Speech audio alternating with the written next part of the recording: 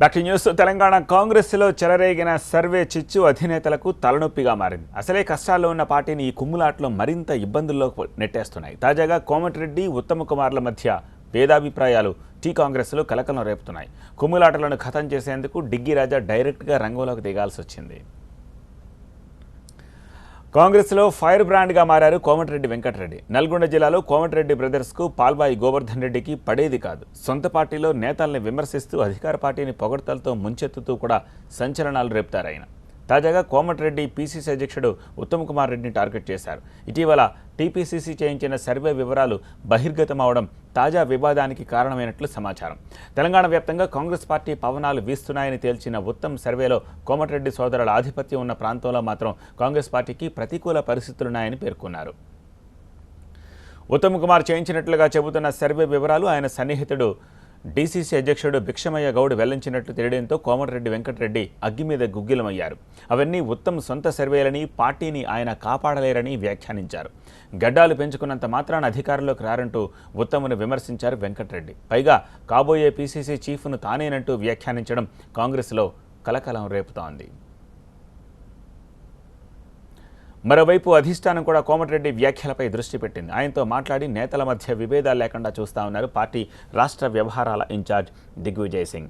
ఇలాంటి కమెంట్స్ చేయొద్దని కోమటిరెడ్డికి హితవు పలికారు డిగ్గీ రాజా.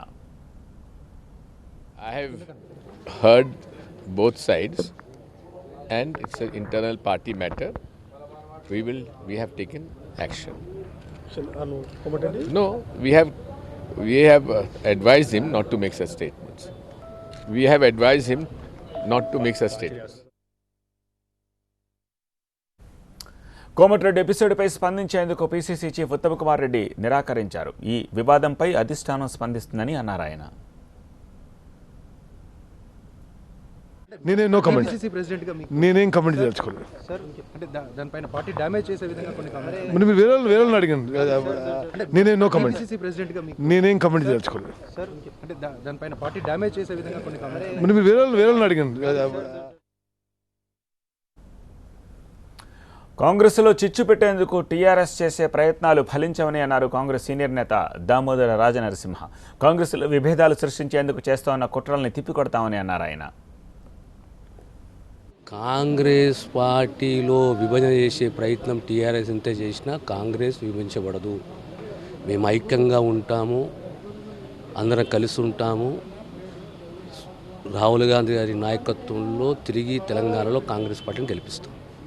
100% సాల్వ్ అవుతుంది. ఎందుకు సాల్వ్ కాదు? పార్టీ వదిలేస్తే ఎందుకు సాల్వ్ కాదు? ఖచ్చితంగా సాల్వ్ అవుతుంది. ఖచ్చితంగా క్రమశిక్షణ ఉన్నది, నాయకత్వం ఉన్నది, క్రమశిక్షణ ఉన్నది, పార్టీకు చరిత్ర ఉన్నది, సిద్ధాంతం ఉన్నది, కట్టుబడి ఉన్నాము. భవిష్యత్తులో మళ్ళీ కాంగ్రెస్ పార్టీ తిరిగి గెలిచి వస్తుంది. ఇక హైకమాండ్ చూసుకుంటుంది, పెద్దలు చూసుకుంటారు. కొందరు కూర్చొని మాట్లాడుకోవాలి. పార్టీ మెల్లగా పెరుగుతున్నది, పుంజుకుంటున్నది. అప్పుడు అందరూ కూర్చొని మాట్లాడుకోవాలి. ఏ విభేదాలున్నా, మనస్పర్ధలున్నా, ఏమున్నా కూర్చొని మాట్లాడుకోవాలి.